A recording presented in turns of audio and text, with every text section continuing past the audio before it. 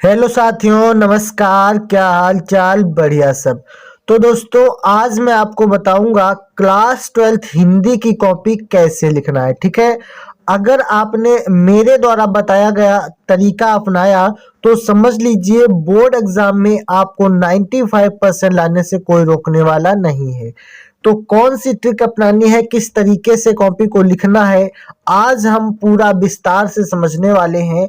इसलिए ये वीडियो आपके लिए मोस्ट इम्पॉर्टेंट हो जाती है। ठीक है, तो आज की वीडियो आप लोग लास्ट तक देखिएगा और चैनल पर पहली बार आए तो सब्सक्राइब कर लीजिए और वीडियो को लाइक करके दोस्तों में भी शेयर जरूर कर दीजिए। तो देखिए कैसे आपको कॉपी लिखना है, चलिए शुरू करते हैं। सबसे पहले क्वेश्चन नंबर 1 से देखिए। सबसे पहले आपको डालना है प्रश्नोत्तर नंबर 1। ठीक है, प्रश्नोत्तर नंबर 1 में आपके आते हैं 5 गद्य खंड के बहुविकल्पीय प्रश्न। ठीक, जैसे प्रश्नोत्तर नंबर 1 ध्यान से समझिएगा, ऐसे ही आपको लिखना है। शुरुआत में लिखेंगे प्रश्नोत्तर नंबर 1। ठीक, अब एक में 5 क्वेश्चन है।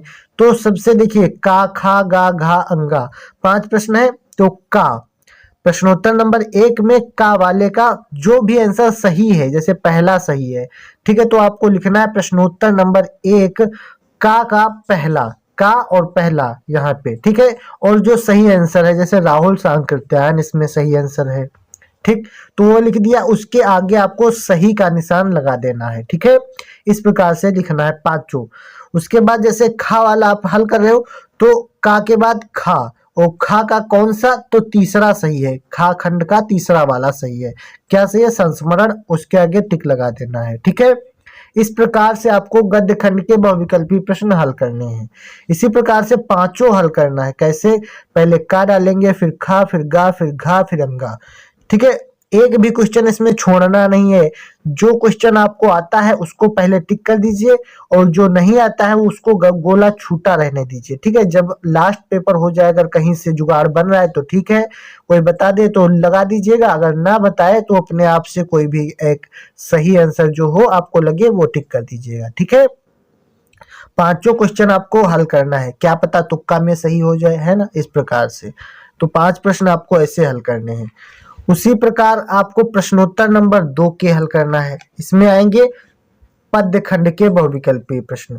ठीक, जैसे यहाँ पे डालेंगे प्रश्नोत्तर नंबर 2, फिर का कौन सा, पहला ब्रजभाषा सही आंसर।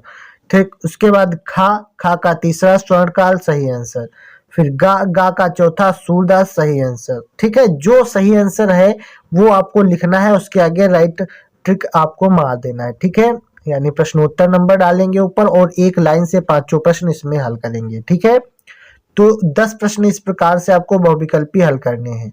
उसके बाद में अब आगे गद्यांश और पद्यांश कैसे हल करना है वो भी देखिए।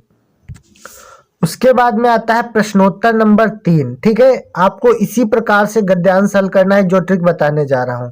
अगर इस प्रकार से आपने गद्यांश को हल कर दिया तो 10 नंबर गद्यांश से, 10 नंबर पद्यांश से, 20 नंबर आपके पक्के हो जाएंगे। ठीक है, देखिए कैसे हल करना है। सबसे पहले प्रश्नोत्तर नंबर 3 डालेंगे। ठीक, उसके बाद में आपको गद्यांश लिखना है, जैसे भूमि का निर्माण डैश डैश डैश आवश्यक धर्म है, यहाँ तक। यानी कि यहाँ पे आपको 2 गद्यांश मिलते हैं, उसमें से जो सही लगता है आपको, जो अच्छे से आता है वो करना होता है। ठीक है, तो जैसे इसमें 2 मिले तो उसमें हमको इंडिकेट कर देना है कि हमको ये वाला गद्यांश आता है, हम ये वाला हल कर रहे हैं। जैसे इसमें है भूमि का निर्माण डैश डैश डैश करके लास्ट के 2 अक्षर लिख देना है, जैसे आवश्यक धर्म है। ठीक, तो जैसे ही एग्जामिनर पढ़ेगा उसको समझ में आ जाएगा कि ये वाला गद्यांश हल किया गया है। ठीक है, फिर यहाँ पे प्रश्नोत्तर नंबर 1 का, यानी प्रश्नोत्तर नंबर 3 का पहला, यहाँ पे आंसर नंबर 1 डाल सकते हो, उत्तर नंबर 1। ठीक, क्या है? संदर्भ। सबसे पहले संदर्भ पूछता है, तो संदर्भ क्या हो जाएगा? प्रस्तुत गद्यांश के पाठ का नाम और उसके लेखक का नाम। ठीक, तो ये जैसे है राष्ट्र का स्वरूप नामक चैप्टर से लिया गया है तथा इसके लेखक का नाम वासुदेव शरण अग्रवाल है। इसी प्रकार से क्वेश्चन नंबर 2 आता है, इसी प्रश्नोत्तर नंबर 3 का 2 वाला खंड। ठीक है, क्योंकि 5 प्रश्न आएंगे तो यहाँ पे आंसर 2 डाल सकते हो। ठीक, आंसर 2 होता है लेखांकित अंश की व्याख्या कीजिए। सब में यही मिलेगा आपको इसी प्रकार से। तो रेखांकित अंश की व्याख्या हेडिंग डालना है, फिर आपको वो जो व्याख्या है रेखांकित किया गया है वो व्याख्या कर देनी है, ठीक है। फिर इसी प्रकार से तीसरा आंसर लिखना है, आंसर नंबर 3 डाल सकते हो या सिर्फ 3 डाल दीजिए, काम चल जाएगा, ठीक है। लाइन से आपको हल करने हैं सारे क्वेश्चन, ये नहीं कि एक यहाँ का एक वहां का, आपको लाइन से हल करते हुए चलना है, ठीक है। फिर तीसरा क्वेश्चन हल किए, उसी प्रकार चौथा हल किए, फिर पांचवा हल कर दीजिए। 5 प्रश्न हल कर दीजिए जिस प्रकार से ये मैंने लिखा है, साफ सुथरी हैंड राइटिंग में सफाई से लिखना है आपको, ठीक है, पढ़ने में आ सके। ऐसा नहीं कि आप लिख दीजिए कि पढ़ने में ही नहीं आ रहा है, अगर पढ़ने में आ रहा है तब तो ठीक है, इसी प्रकार से आपको लिखना है, ठीक है। आगे देखिए, इसी प्रकार से आपको प्रश्नोत्तर नंबर 4 हल करना है। प्रश्नोत्तर नंबर 4 में आपका आता है पद्यखंड से एक पद्यांश, ठीक है। जैसे इसमें भी 2 पद्यांश मिलेंगे तो आपको इंडिकेट कर देना है कि हम कौन सा हल कर रहे हैं। इसमें हल किया गया है, एक दिन सहसा फिर डैश डैश डैश दोपहरी फिर, यानी कि ये वाला गद्यांश आपने हल किया है, ये आप बता रहे हैं, ठीक है। फिर प्रश्नोत्तर नंबर 4 का पहला क्या दिया गया है, संदर्भ। सबसे पहले संदर्भ सभी में आता है, या गद्यांश हो या पद्यांश, पहले लिखेंगे संदर्भ। संदर्भ क्या होता है, प्रस्तुत पद्यांश के पाठ का नाम हिरोशिमा तथा इसके रचयिता सच्चिदानंदन हीरानंदन वात्स्यायनज्ञ हैं, ठीक। तो इस प्रकार से संदर्भ आपको सबसे पहले लिखना है। उसके बाद में दूसरा खंड क्या करेंगे, रेखांकित अंश की व्याख्या। तो रेखांकित अंश की व्याख्या में आप जो अपने हिसाब से उसकी व्याख्या कर सकते हो वो कीजिएगा, ठीक है। फिर इसी प्रकार से तीसरा क्वेश्चन, चौथा क्वेश्चन, पांचवा क्वेश्चन, लाइन से इसी प्रकार से आपको हल करना है। जितना ज्यादा साफ सुथरी हैंड राइटिंग में लिखोगे, जितना देखने में अच्छा लगेगा, उतना ज्यादा चांस रहता है कि आपको फुल नंबर मिले। अगर आप गंदी राइटिंग में लिखोगे, साफ सुथरा समझ में नहीं आएगा, तो उसमें अगर 2 नंबर का क्वेश्चन है तो 1 नंबर ही आपको मिलेगा, ठीक है। तो आप लोग सफाई का, हैंड राइटिंग का विशेष ध्यान दीजिएगा, काट पीट कहीं पे नहीं होना चाहिए, समझ गए। तो प्रश्नोत्तर नंबर 4 इस प्रकार से हल कर दिया आपने। फिर उसके बाद में आता है जीवन परिचय लिखना। तो जीवन परिचय कैसे लिखते हैं, चलिए वो भी देख लीजिए। तो देखिए, फिर जीवन परिचय आपको कैसे लिखना है, ठीक है।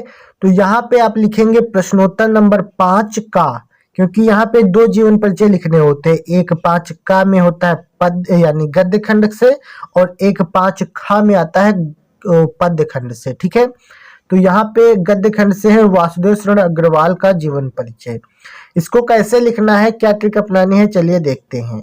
इसमें आपको लिखना है वासुदेव शरण अग्रवाल, सबसे पहले लिख देंगे, यानी जिसका जीवन परिचय आप लिख रहे हो उसका नाम ऊपर डाल दीजिए। फिर आपको लिखना है जीवन परिचय हेडिंग, ठीक है, क्योंकि हेडिंग डाल के जब आप लिखोगे तभी आपको 5 में 5 नंबर मिलेंगे।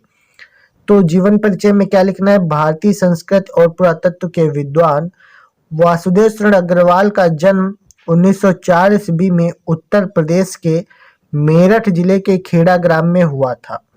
काशी हिंदू विश्वविद्यालय से स्नातक करने के बाद उन्होंने एमए, पीएचडी तथा डी.लिट की उपाधि लखनऊ विश्वविद्यालय से प्राप्त की, ठीक है।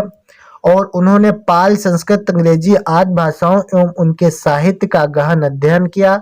अग्रवाल जी दिल्ली के राष्ट्रीय संग्रहालय के भी अध्यक्ष रहे। इनका वर्ष 1967 में स्वर्गवास हो गया। तो ये है इनका जीवन परिचय, किसका, तो वासुदेव शरण अग्रवाल जी का। इस प्रकार से आपको इनका जीवन परिचय लिखना है। फिर आता है इनका साहित्यिक परिचय, ठीक है, आपको दोनों लिखना है, ठीक है, साहित्यिक परिचय भी लिखेंगे। इसमें लिखते हैं कि इन्होंने कई ग्रंथों का संपादन व पाठ शोधन भी किया, जैसे जायसी के पद्मावत की संजीवनी व्याख्या और बाण भट्ट के हर्षित का सांस्कृतिक अध्ययन प्रस्तुत करके इन्होंने हिंदी साहित्य को गौरवान्वित किया, ठीक है। फिर लिखना है पुरातत्व विशेषज्ञ डॉक्टर वासुदेव शरण अग्रवाल हिंदी साहित्य में पांडित्यपूर्ण एवं सुललित निबंधकार के रूप में प्रसिद्ध हैं। अपनी विवेचना पद्धति की मौलिकता एवं विचारशीलता के कारण वे सदैव स्मरणीय रहेंगे, ठीक है। तो ये है वासुदेव शरण अग्रवाल जी का जीवन परिचय और साहित्यिक परिचय, ठीक है। इतना लिखने के बाद आपको लिखना है इनकी प्रमुख कृतियां। कृतियां कौन कौन सी हैं वो मैंने आपको पिछली वीडियो में बता दिया था, ठीक है। जब आप इनका जीवन परिचय, इनका साहित्यिक परिचय लिख दोगे, उसके बाद आपको लिखना होता है कृतियां, ठीक है। यानी 5 नंबर का है क्वेश्चन तो 2 नंबर या 3 नंबर ही मिलेंगे।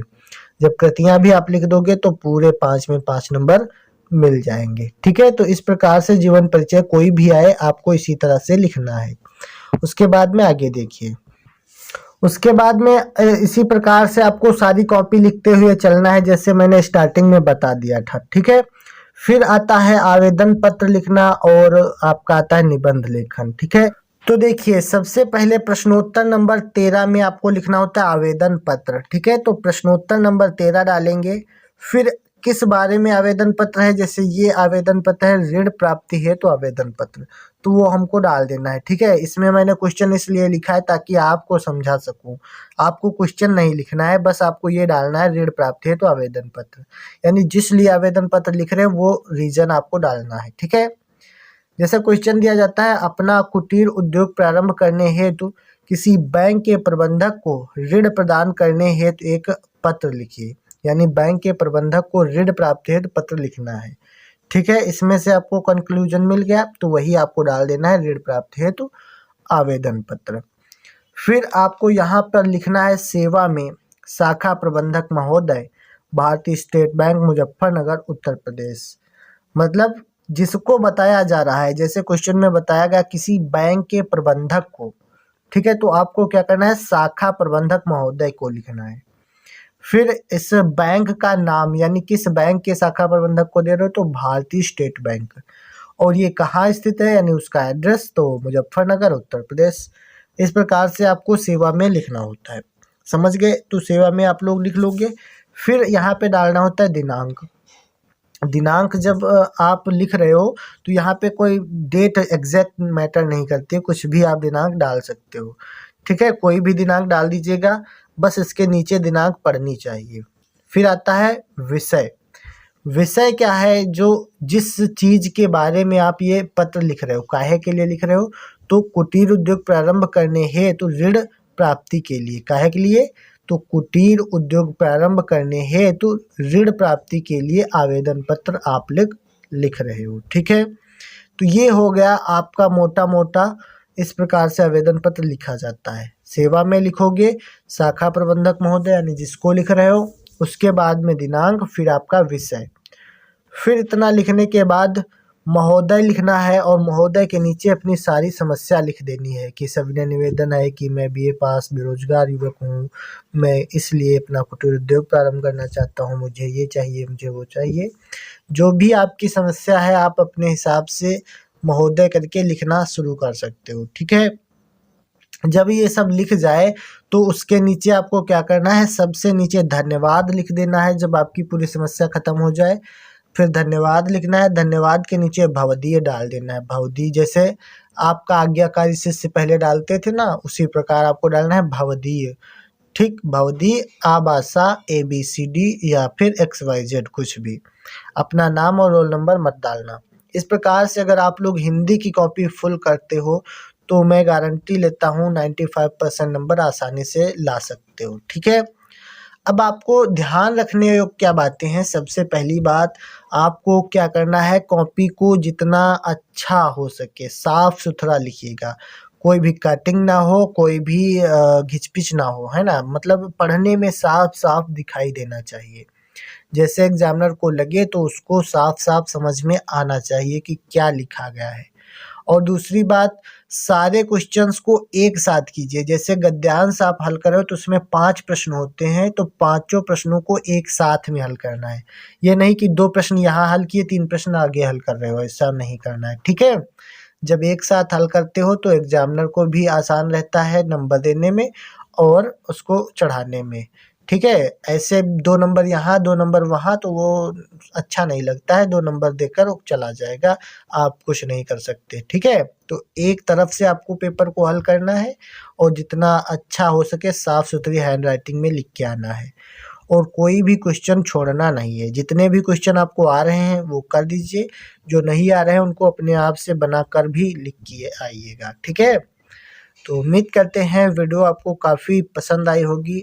अगर वीडियो अच्छी लगी है तो लाइक करके चैनल को कर लीजिए सब्सक्राइब, और इसी प्रकार की वीडियो को देखने के लिए नोटिफिकेशन को ऑन कर लीजिएगा। ठीक है, और किस टॉपिक पर वीडियो चाहिए नीचे कमेंट कीजिएगा। हम मिलते हैं अगली वीडियो में, तब तक के लिए जय हिंद, वंदे मातरम।